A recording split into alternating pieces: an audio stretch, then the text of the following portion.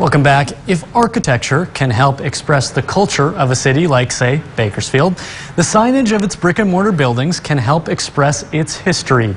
And if the period of time we're talking about is early post-war, then the language of that expression is often neon. Here with a brief local history lesson conveyed through neon is 17's Robert Price. Neon is a naturally occurring gas that has a delightful property. Corralled and contained in glass tubes, it can light the night, and in commercial settings, charm and entice potential customers. Or at least it did. Sadly, the era of neon has waned. Other types of lighting are cheaper, more cost-effective.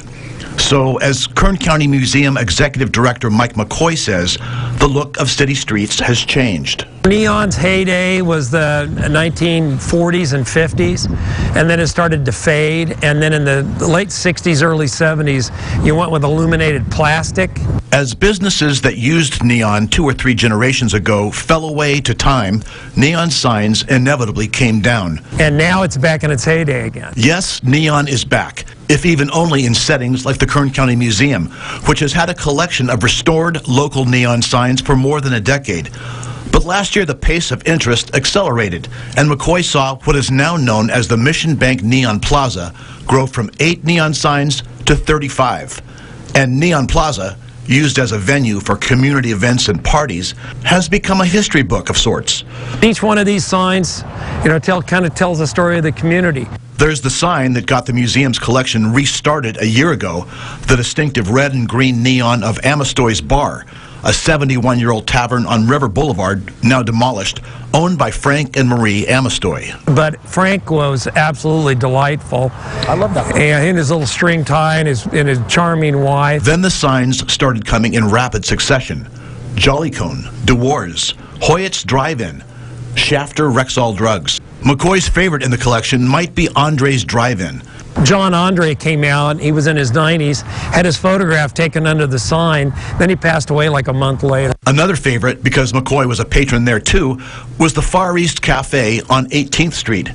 That was one of the signs that former museum director Carola Rupert Enriquez brought back in 2008, along with Tops Market of Wasco and Jim Baker Electrifier. Carola's the one that had the vision to collect neon signs when she saw these businesses going down and put them out in a plaza. The Far East Cafe opened in 1951 and closed in 2000, but part of the sign dates to 1942 when the Chinese Village Cafe was in the same location. It was open till 4 a.m., so bartenders, like McCoy in those days, could get a late bite. Really a nice man. He had a very pretty daughter. The Far East Cafe owner was smart enough, though, to send his cute waitress daughter home at 8, long before the likes of Mike McCoy came in. Every neon sign has a story. If you dented your Buick back in '58, you went and saw C.N. Johnston. Vince Claroux was down in business there for years. If you bought a ball glove or a bicycle, you got it from Vince. Thousands of prom dates over the years started at Sinaloa's. The Mexican restaurant opened in 1948 on 20th Street in an old orphanage. Stinson Stationers was an office supply landmark on Baker Street. Neon Plaza has a couple of non-neon interlopers. This is the U.S. Army missile, a fake one, that Milton Spartacus Miller positioned atop his Padre Hotel, aimed, as the legend goes, at City Hall. It wasn't really. Then there's Neon Plaza's original tenant, this old Union 76 gas station, which was moved from East 18th Street in 1989 and restored in 1993. When the gas station was built in 1936, gas was 15.5 cents a gallon. The collection is eclectic. Kind of a mix of restaurants, industrial like Sandstone, Stewart Electric, and then everybody is, grieving over the fact we lost the Green Frog Market sign. That one went to the Neon Museum in Glendale. But McCoy found a second Green Frog sign, less elaborate, but a great find just the same. He doesn't want to let any more neon gems escape if he can help it. And thanks to some generous donations to the museum, he already has a few newcomers to the collection awaiting renovation. We're going to keep on going. Mike McCoy mourns the ones that got away.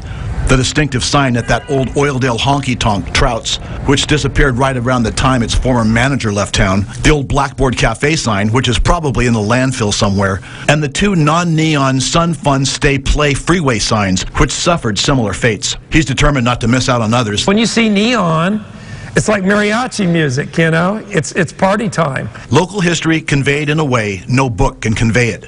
and one McCoy hopes museum visitors are excited to read over and over. In Bakersfield, Robert Price, 17 News.